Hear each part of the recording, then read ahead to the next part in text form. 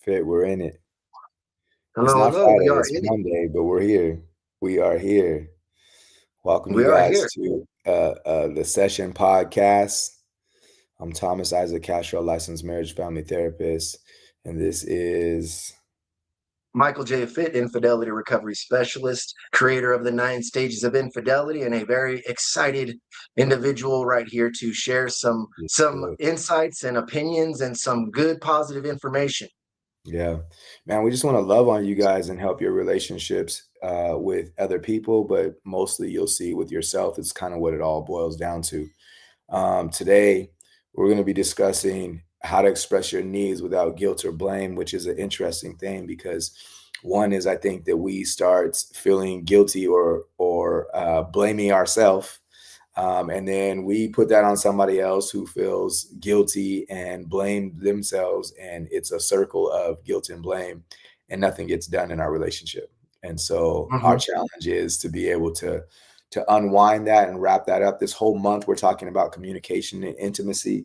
Um, and it all finishes with, at the end of the month, with our private session that we will have helping more closely your relationship and your ability to do relationship well. I think ultimately our goal is to be able to create a scenario where you're moving constantly on building your relationship. All right. It's not just about having a skill and saying, up, I'm done. Relationship takes constant work. If anybody's ever gardened, you know that there's seasons to everything. There will be a harvest season, there will be a planting season, and everything else that means like get the goodness of the relationship. And so, what we want to do is partner with you while you do the best about your relationship that you could do. And so, here we are to try to help you guys today. And man, I just want to start off with the idea that us communicating our needs is not a bad thing. How we communicate our needs is what usually ends up crashing in our relationship. Fit, do you ever see that in the work that you do? All the time. Because both people are resenting each other deep Mhm. down inside Oh yeah. while Yes. asking the other for something, while the other still goes, well, you still haven't given me what I want, so you're asking me for more and you're still being like that? Yeah. Or, right? Though they may not say those things, but those are the thoughts that are swimming around in our mind as we're having those conversations, or those conversations, not that we are having them, but they can sometimes just be had inadvertently with the, remember what we're talking about later on in the show, more of the I need, I Yeah. want, Yeah. those things. Mhm. Yeah, it's so interesting, you guys. These are a lot of times the conversations. I like that, Fit, because a lot of times the conversations that we're having are not the conversations that we're having in our mind, right? So what one person says, like the husband goes to the wife and is like, "What are you doing?" And that's not really the concern, right? The concern could be, and it could be a generous one. We'll go on the generous side of things, is, "Hey, I love you and I miss you," but we don't say that. We Right. say, "What are you doing?" Right?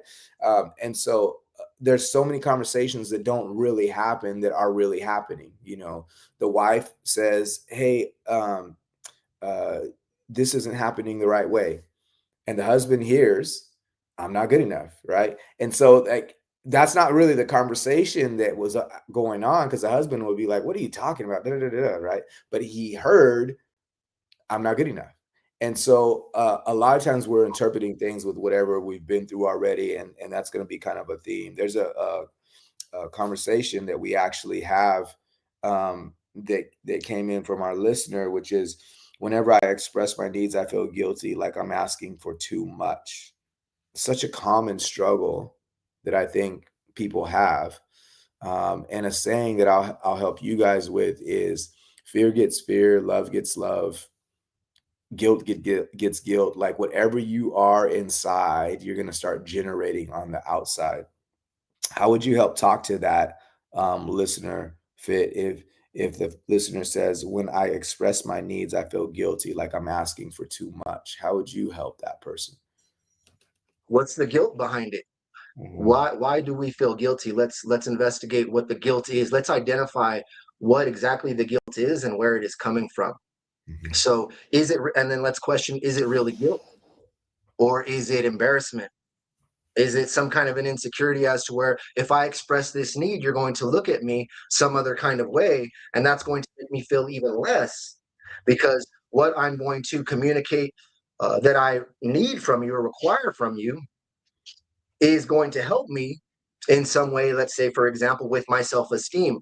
But then when I go and ask you or communicate that with you, then that feeling might damage my that very feeling of embarrassment to ask or communicate my requirements may even damage my own self-esteem even more. Mm-hmm. And so it may not come down to a matter of guilt. Now, if it is guilt, then it's going to take, and this is what my coach helps me with too, is using your will to push through it, Mm-hmm. a different outcome, a much more suitable or ideal outcome for yourself if you're able to push through those moments where it may feel like guilt that stops you from opening up and speaking what you require or requesting support may be something that has stopped you time and time and again. And so it may not be a matter of, maybe what is it? Maybe it's not guilt, but if it is, it's a matter of pushing through it to then begin accepting and requiring support because that may be what it really is all about. Mm-hmm. Yeah, I love that. An angle I take with guilt too is when you feel guilty, you set yourself up to be punished. Yes. And so I don't know if that's an absolute, but it's frequently the case. And so if you feel guilty or when you feel guilty, you set yourself up to be punished. Why is that? Well, I think that's because inside of you, you know that I did something wrong or I'm doing something wrong. It's not the truth necessarily, but that's the feeling. And when somebody does something wrong, like what's the outcome? Like there's some kind of punishment or there's some kind of negative reinforcement to try to keep you to do that. So you'll sabotage your relationship just because you feel guilty. So that's something that even limits your ability to create communication that's successful. So let's say you want to communicate a need, and you're feeling that on the inside with a guilty feeling. You're likely to go to that person and start being blamey and Mhm. start ridiculing or criticizing somehow. You're likely to do that, which makes sure that you don't get the thing that you're asking for, right? So when you feel guilty, you set yourself up to be punished. And so what would be the replacement of guilt? And I think this is really an important thing. As we go to breaking the pattern, we'll discuss it a little bit more. But in general, the replacement for guilt is being more aware of what you're trying to create. And I think in our Mm. last session podcast, we talked a little bit more about moving from the marriage that you want to create versus um, moving from your position. So my position might be that I feel bad, but the movement that I want to do is I want to create a good marriage. And so Mhm. creating a good marriage is us being more curious and investigating and creating the scenario that we actually want versus being afraid that we have to ask a question, right? So I would replace um, I would replace the guilt. So we're taking that away from you guys. And anytime we take something away, we got to put something back in. So what's the put back in? The put back in to me is being inspired by what you're trying to create in your relationship versus what you're afraid that you're going to create. Okay. And that's really a big deal is what's the tone that I want to set in my relationship? Any follow-ups on that before we go to breaking the pattern fit? Yeah, because it's interesting to evaluate your own energy and go, well, what energy am I coming from? What energy am I bringing to the conversation? What energy am I bringing to my partner? And it's not so easy to identify that so quickly because we feel a certain way and we want to say something, we want to do something about it. Yeah.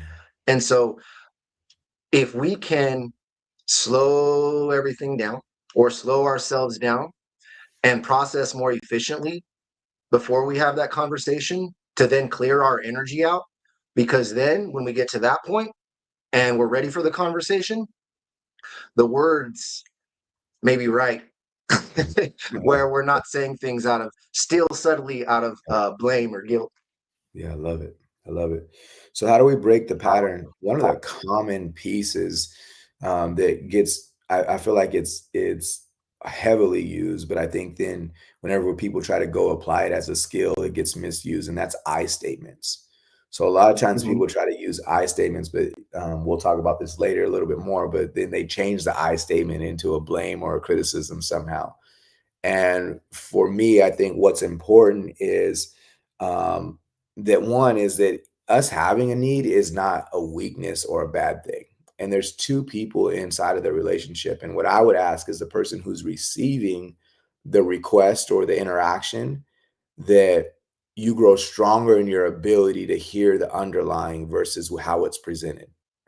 So if we're talking to a couple, I'm asking the person who's receiving what they're perceiving as like criticism or harshness to have more of an interest in what the person is going through and less of an interest in what they're saying. And that's actually moving from you trying Mhm. to be in the Yeah. relationship, right? Okay, but now if we're on the other side of giving it, I know that we're not always in an energy space to say it right, right? Like I can't always get Mhm. it right Yeah. when I'm frustrated. I have this need, and so it's boiling up with me. And what I would say to that person is don't be so inspired by the fear that good things won't happen for you.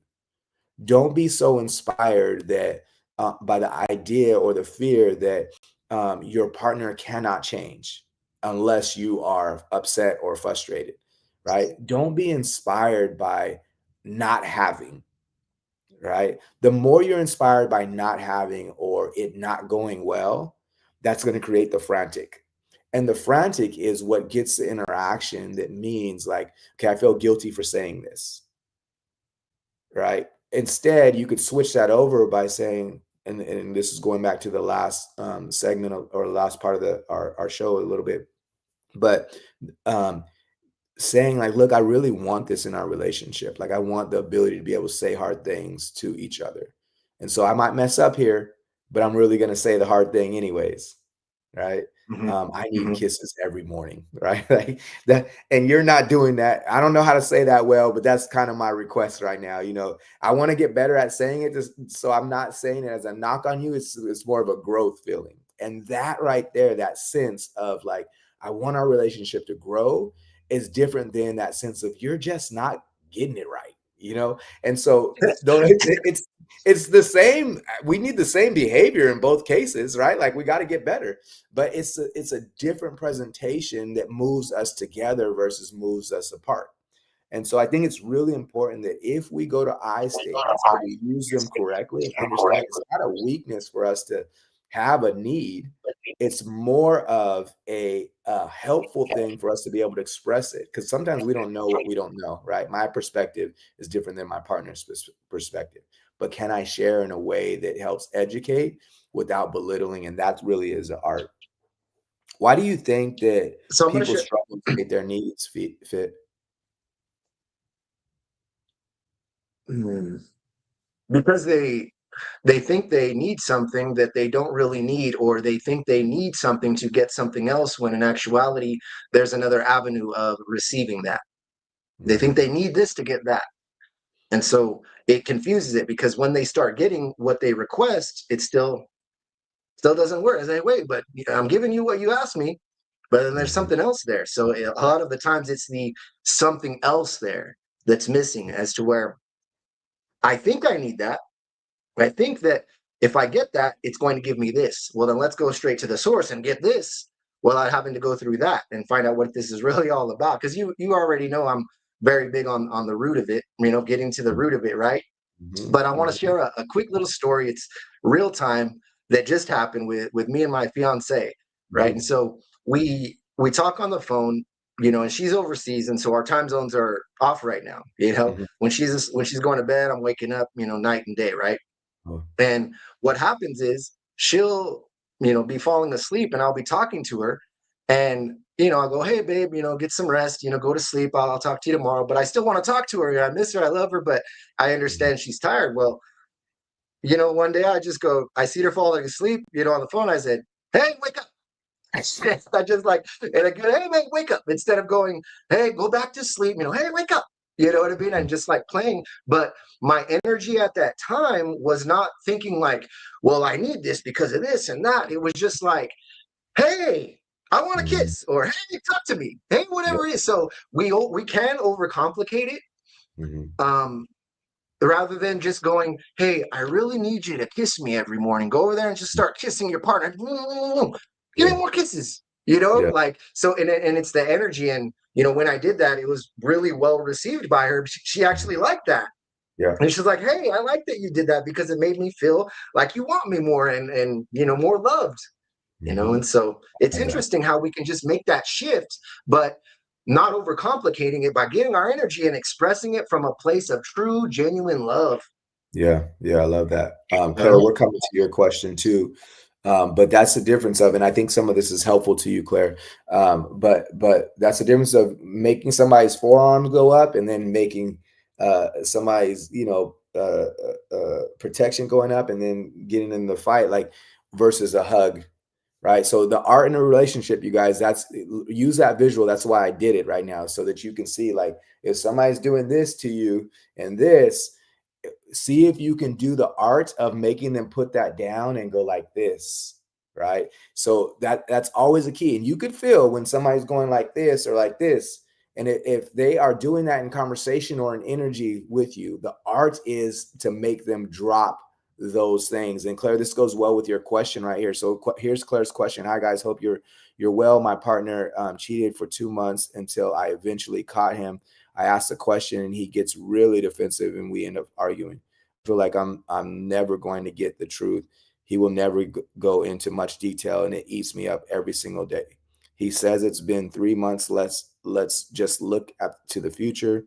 It was a mistake, and at the time, I wasn't happy. We have been together 16 years, and I'm trying my best to not bring it up, but I feel like each day is getting worse. Fit, you want to go first, or you want me to? I want more. I want more information, Claire. I want to know more, right? But I mean, I could speak on that, but I'd love to know a specific question if you could, Claire, because I don't want to give advice that's unwarranted, and maybe you're just expressing and looking for some validation here. But what would be the question specifically? Maybe I'll reread it, and maybe you can drop your thoughts, Mr. Thomas. Yeah, so Claire, what I would say too is you don't, and this is, in fact, you might have a totally different opinion on this, but I don't want you to traumatize yourself with details. And so in my opinion, the idea is not finding out more information to try to organize things. Again, Fit, you might have a different way, and I'm okay with that. Um, but I think that we have to be inspired by what we're trying to create versus what tried to destroy us. So sometimes, like, and when you're having a wound, and this even happens in real life, sometimes you want to keep looking at the wound. The wound has happened already, though, and we keep investigating it, and you don't necessarily need to investigate it. You need to make sure um, that you're okay, and you can have those check-in points. But that's the same concept that we just talked about in our relationship. We're accidentally getting our partner to do their forearms up and getting them to fight versus getting them to put that down. Now, this doesn't mean that you're going to feel okay, and I don't think feeling okay about the scenario is a good representation of whether you can move forward or not. I think anytime there's hurt, that means there's going to be scarring, and so things that feel like it's not okay will keep bringing up that sense of, like, I need to know more of what's happening. That's your body's way. By the way, it's not bad. That's your body's way of trying to protect you, because it has a sense and it feels like if it has more information, it can help protect you from the next hurt scenario. So your body is naturally going to go to, like, let me just find out more information so I could be clear. And the truth is that having more information doesn't stop another person from doing the things that they've done or will do in their life, right? It has to be a pursuit that they have for being better and wanting more in their life. And so, meanwhile, what's my responsibility if I'm the person who has experienced infidelity or been the victim of infidelity? Is is that I want to make sure that I'm just moving towards doing well in my relationship. Okay. And so, um, how do I do that? Well, it's slowly building my mind, slowly building my heart to a place of, this is what would make me good in a relationship. Okay. And now, what's to happen in your relationship? Who knows? But I think the most important thing is, can I move to a better place? And so there's a lot of healing that has to go on, but it won't come through knowing the details from what I work with. And Fit, again, you might have a different opinion, but I'd love to hear from you. Yeah, that's great. And focusing on where you guys are going is definitely great. And also having closure of the past and a good understanding of the past. And a lot of the time, we want more information. We want more details to put it all together. Mm-hmm. But what haven't we put together? What is actually missing? Is it, and so when our partner doesn't want to give us more information or work with us or communicate with us, and we say, no, no, no, no, we don't need to do all of that, that's still being in a state of selfishness. When I cheated, I was being selfish. And now in the healing process, I want to go about the healing process in my way, not your way. And so that's me still being in a state of selfishness. Mm-hmm. Okay. I'm not, calling your partner anything, non-positive, but that's what it is. Mm-hmm. And so it comes to a matter of what you require. Somewhere along the lines, he learned that he could do this or things like this and go, hey, I'm going to use my dominant authority over you to end this conversation and say this is not important enough to talk about, and expect you to just succumb to my demands, is what they are, and expect you to just move on. Mm-hmm. Okay. And what's going to happen is there's going to be cheating again. There's going to be betrayal again. There's going to be something else again, because being okay with it, you're trying to convince yourself you're okay with it. And that is going to continue to grow, not in a positive way, like a seed and a plant and beautiful leaves, but it can grow into resentment and bitterness and depression and a lot of not good things. And so, Claire, you have a choice to make. I mean, and you don't have to do anything, but I would say there is a choice before you to take a different approach and stop and say, no longer am I going to ask you for details. I require those. And I'm going to be here, ready for you to meet me. And until you meet me, I cannot meet you any further until you come and meet me. And it may take you breaking through a certain amount of discomfort in order to find that place and truly receive what you require. My apologies, I blacked out just a minute right there. I was getting a little too into it. But that's what it is. And I know it. When I speak this way, it is very direct, but this is my way of making it as simple as I can. And I know there's a whole lot going in here and it's not so easy, but this is the best that I can give you for this situation. The both of you, Claire and Marie, if you're both going through this, all of my love goes to you, but this is what I would best recommend from the top to the bottom of my heart. Okay. Yeah. That was a long one, but no, it's useful for people to be able to hear specifically about their experience. And so I do think it's important that we don't get in a pattern of codependency, you guys, which is victim, perpetrator, rescuer. So if I go to the rescuer base, only two people could play it. So let's say me and Fit are the ones playing it. Victim, perpetrator, rescuer. Fit goes to the victim base. I go to the perpetrator base or the rescuer base, right? So, but if I go to the victim base, Fit's going to go to the rescuer or perpetrator base. Like we just constantly move on these bases, and sometimes that abusive scenarios, including infidelity, abusive scenarios require codependency as a blood flow. Basically, it cannot continue without codependency. So what you described right now, Fit, was beautiful because it's empowerment, right? And empowerment isn't a requirement for somebody else to do. It's a requirement for me to be able to jump out of the game, right? So if the game is like we're doing victim, perpetrator, rescuer, I'm feeling hurt, you're the perpetrator scenario, or I am being hurt, you're the perpetrator scenario, or you're rescuing me, or whatever, I'm rescuing you, whatever that scenario is that we keep doing, we have to jump out of the game. And so I think that, what you were saying is valid in the idea that there needs to be some empowerment that happens in order for us to be successful in our relationships. And we can't stay in a relationship where we're playing codependency game constantly. And the outcomes of that do not feel good. And so, yeah, I think it is super hurtful. And when we're hurting, there aren't any answers when somebody's hurting us, there aren't any answers for goodness for that scenario, because the truth is we're in a relationship with somebody who hasn't moved to that spot to do it differently yet, right? And so for us, it's battle to be at our best in those moments. Okay, and I know I've seen plenty of people go through these scenarios to know that eventually you will be okay. Okay, and we go stronger because of it. Um,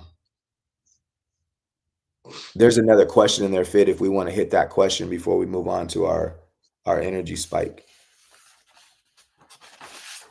Yeah. So, will I ever know the truth? How can I believe someone that lied to me for months? So, Mm, you answer your own questions. I would suggest, coming from someone who's personally been in those shoes, it is when you conclude that the truth that you received, the details that you received, is enough for you. You conclude when you believe it or not.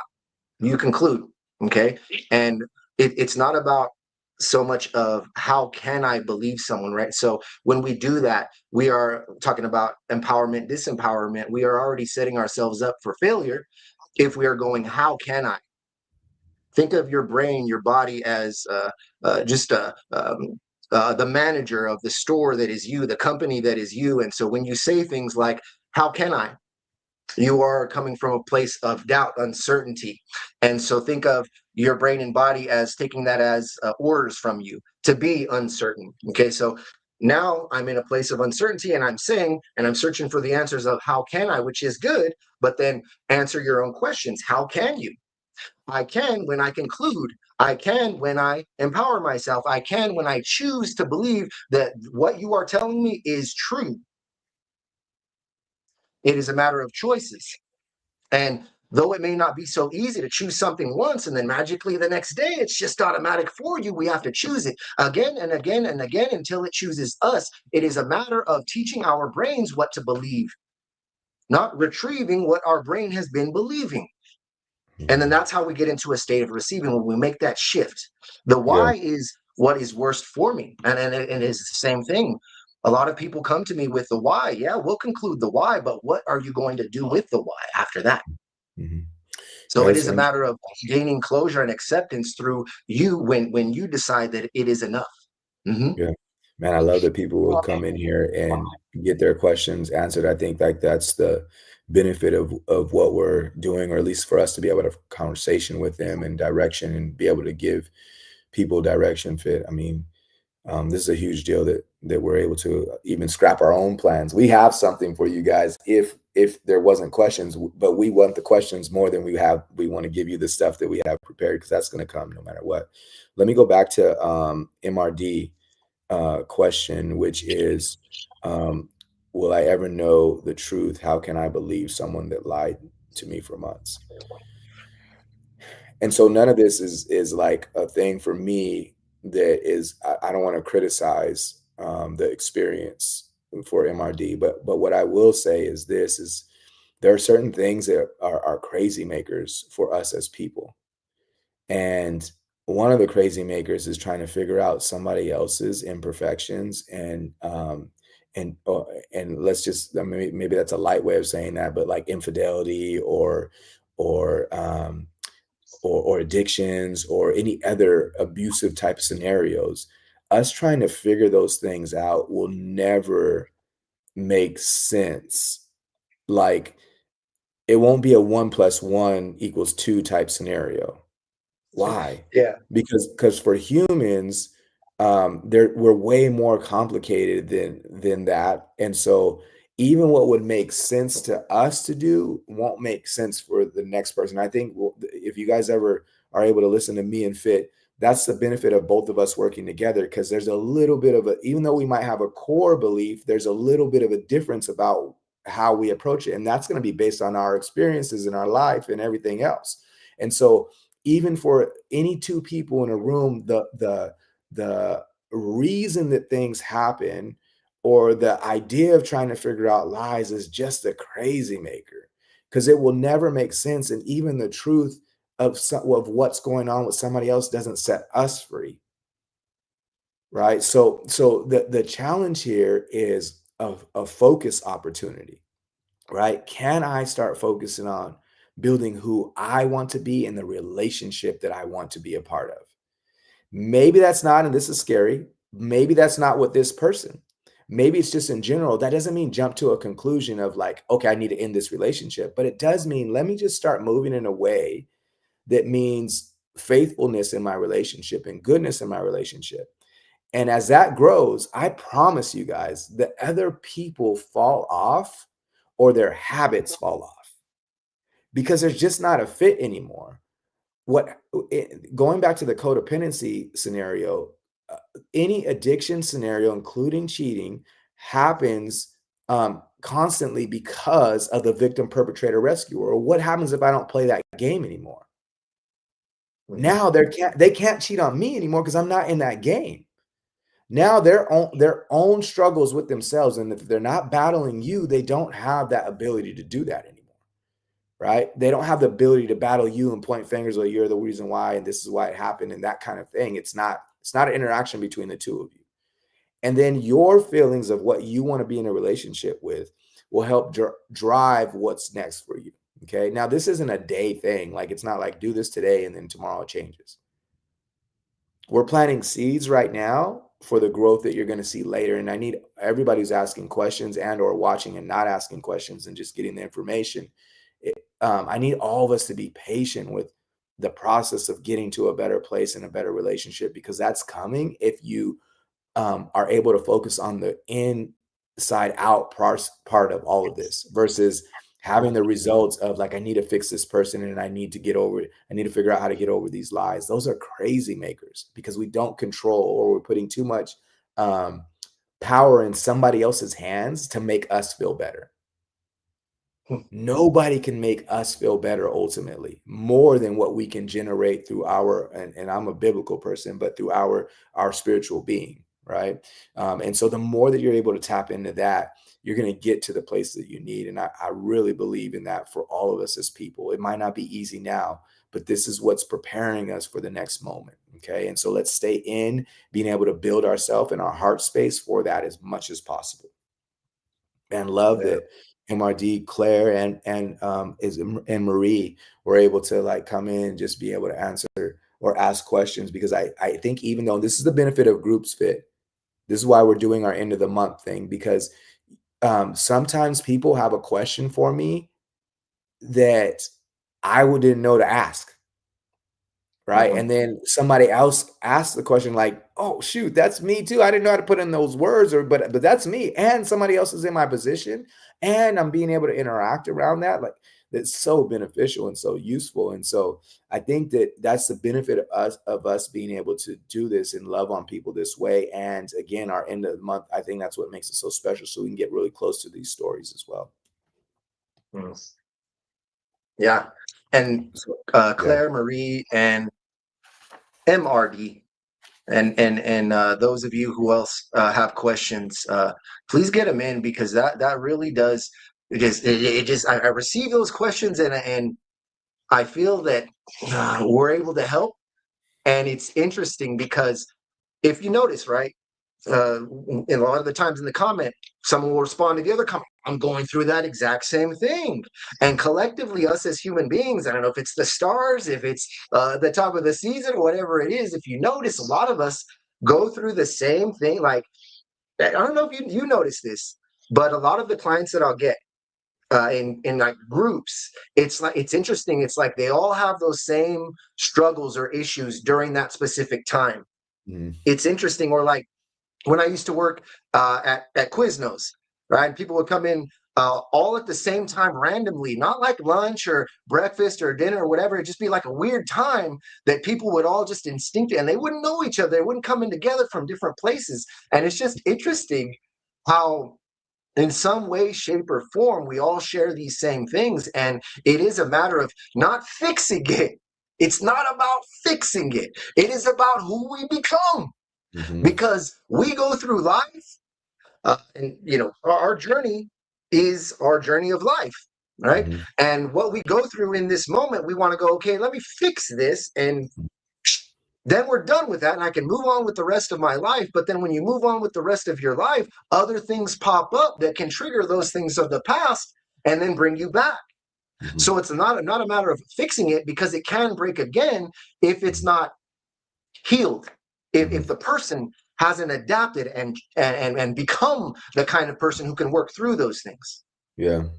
Yeah, I think it's so important that we use our hardships to not necessarily, um, like, try to avoid or figure out what life is, or instead use them to really sharpen and strengthen us. And that's always a good question with hard things that we can't figure out, is to ask that question of like, okay, how can I allow this to build me? Right? Like, how can I allow this to make me better? Um, and then do that, then allow that, right? Because sometimes we want to go back to the problem, say, okay, wait, fix that problem so I could feel better. But it's not about being problems are put in front of us so that we can actually be strengthened. All hardship is there so that we can build. That's the human condition, is that we need to be built around some of the more difficult things that happen to us, even in the worst scenarios. And I know that's hard to say. I know it's a hard experience depending on the hardship that you've been through, right? But Yeah. the truth is those that's what they're there for. And if we can ask that question and then use it that way, you're going to find so much about yourself and so much about who you're about to become, that you will find a joy and a peace in life that's like no other. Okay, and that's the goal, by the way, of life, is can I experience joy and peace, right? But I'm not going to get it by understanding somebody else's imperfections and lack of loyalty. All right. So I definitely want to invite and keep inviting everybody to our end of the month. We got a date for that, Fit. It's the day after 26. Christmas, the Yep. 26th at 4 p.m. We'll be talking about communication and intimacy, um, with in a private session. I put the link in earlier. I'm going to put the link in again just in case. Um, it, just in case the people didn't get it. But I think that's really important for us to be able to discuss, is that, hey, you guys, you got an opportunity to be able to get in closer. Okay. Marie has another question. What you call it? Repairing the relationship I stuck. Uh, we're working on our marriage to stay together. It has come a way. Is it for the better at the moment? Um, so I didn't understand that first part. So would you call it repairing the relationship? Yeah, I would just say let's build a new one. Like, repairing seems like we're responding to everything that has gone on. And I know it's semantics a little bit, but words have so much power that's important the way that you use your words.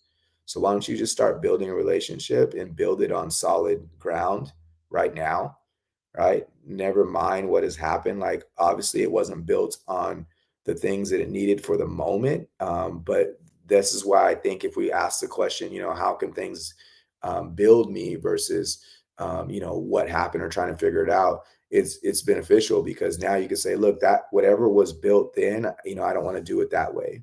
Now I want to fight for my marriage and build it a different way. And who knows, like, this one doesn't have to necessarily be, it's not successful or not. It just is, I'm not going to build it the same way that we built it before. Right. Versus trying to repair the old one. Right. So, so I would say, focus on building a relationship, start from ground zero. And really have that as a focus versus like, man, we did this before and that didn't work. Like that part's not important. Like, we could just start building right now.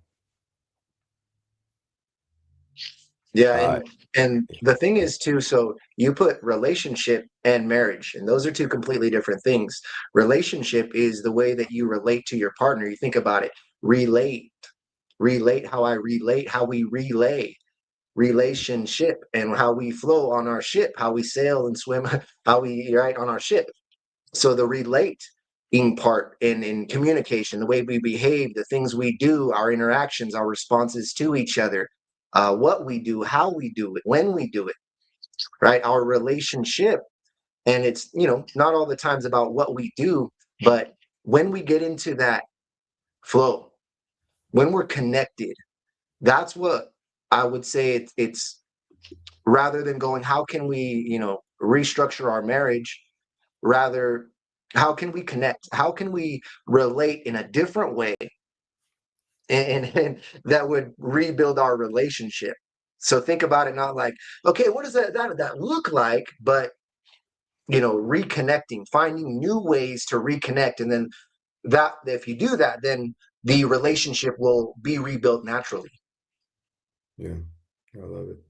Yeah, MID, like anytime there's a trauma scenario, which when we're experiencing um, a hardship in our relationship is, I know the word is overused, but the truth is our body has an experience that shakes it up and rattles it up, um, and the hardship, will continue.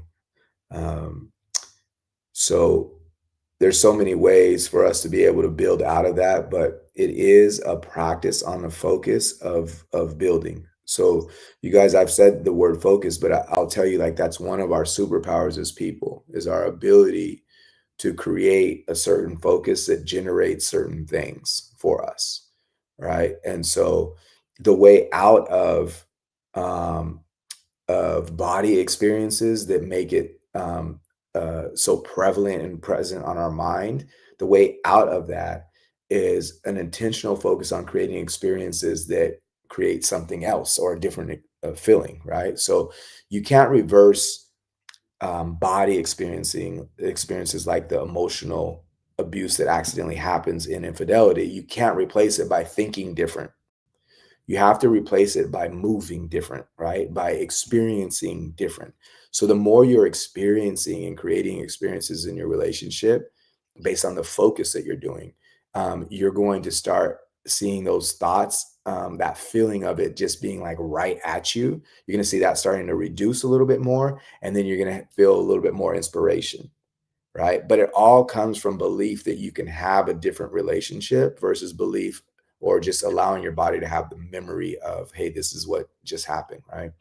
And these aren't things that are conscious. That's why I'm explaining it this way. I don't think that we're actively choosing to have that hard scenario, um, but we can grab it with consciousness. Like we can focus on, look at this is how I want to actually feel. You could even draw it up, and then say, okay, this is what I'm going to do today to create an experience that will help me to get to that eventually. Right? It's not an over the night thing. It's more like lifting weights and going to the gym. You got to constantly work at it.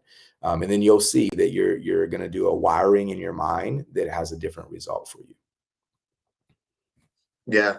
And as I like to say, the work is for life. Mhm, mhm, It's for it is. But you get to a point where you enjoy the work and you become mhm. fascinated in all things about yourself. Yeah. So for me, I continue to do the work. I have a coaching session with my coach today, Mhm, and it's interesting because you get to a point where you fix it, right? Where mhm. things are much better in your life.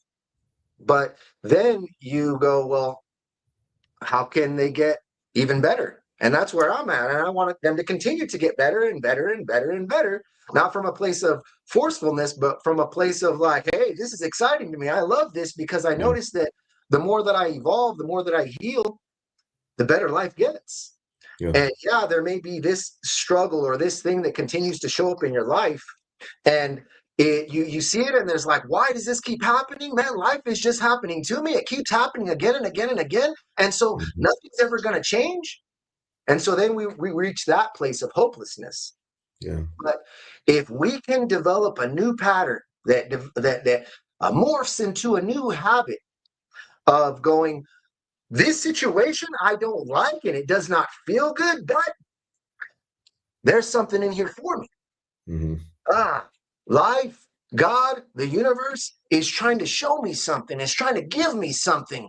And mhm, though this situation right here doesn't feel good, but if I stay in it long enough and I, in consciousness, look for the benefit, look for the question that will give me the most empowering answer, like how can I use this situation, though it may not feel good, to my advantage so that it does not continue to keep showing up in my life. mhm. And that's what's really cool about making those conscious decisions in those moments and shifting your energy, shifting your decision to then shift into a new reality based on those compounded results or outcomes. Yeah. Yeah, Yeah. our word of the week is actually clarity, my wife and I were having Bible study on Sunday, or yesterday morning, and I think um, one of the takeaways, and I think this is a huge deal because it helps us get clarity, right? And whenever everything starts going bad, we start focusing on the worst parts of our life, and so it's really hard to have a different kind of experience. But how should we be moving? And this happened in our Bible study is like the more that we are a reflection of God, basically, like that is my goal is to reflect that, Mm, right? And so when you start going from that perspective, is like, okay, that's a different perspective than like something's hurting me and I need to fix that scenario, right? And so that would be mine, and everybody can have their own, but we have to find something that inspires a real focus that grows us and moves us in the right direction that ultimately helps us to experience our ability to create, connect, and contribute to this world. mm, Because everything else that takes our creation or our creativity and our connection and our contribution away from us really drains us because we're made as people to be able to create, connect, and contribute constantly. Well, when we're not doing those things or we feel inadequate or it's not going well for us, we're not able to be creative, then it's an upsetting scenario and it just drains us, right? So we can't be informed by the hardest things that happen in our life. We have to be informed by who we want to actually be at our core. And the ultimate discussion from that Bible study was that it becomes a heart set. It really is like, am I working on my heart of being, and how am I allowing this hard scenario to help build and strengthen my heart in this scenario? Okay. mhm. So that's the challenge is can we find what ours is in that moment? Again, if God is not what you do, what do you do? And then does it match with having an experience of joy and peace in your heart ultimately? Not that you don't have hard things, right? It's not fake, it's real, it's strong, right? So but more that I can endure hard things and I can get through and I still have my peace, right? And I can still find my joy. So super important for us to be able to do that. Fit, do you have any last words before we take off? I always do. I want to I'll hear leave you with this one. it. Mhm, Um, my partner doesn't make me anyway. mhm, I respond to my partner. My partner does not do anything to me, cannot make me do anything, cannot make me a certain way. I choose to respond to what they do, what they did, what happened. And how I choose is fill in the blank to empower yourself. mhm. Okay. Yeah, That's and what I that's will leave. I love it. All right, you guys. It was good being able to spend some time with you guys. We look forward to you guys coming in at the end of the month in our private session. Take care. Until next week, we'll talk to you soon. How you guys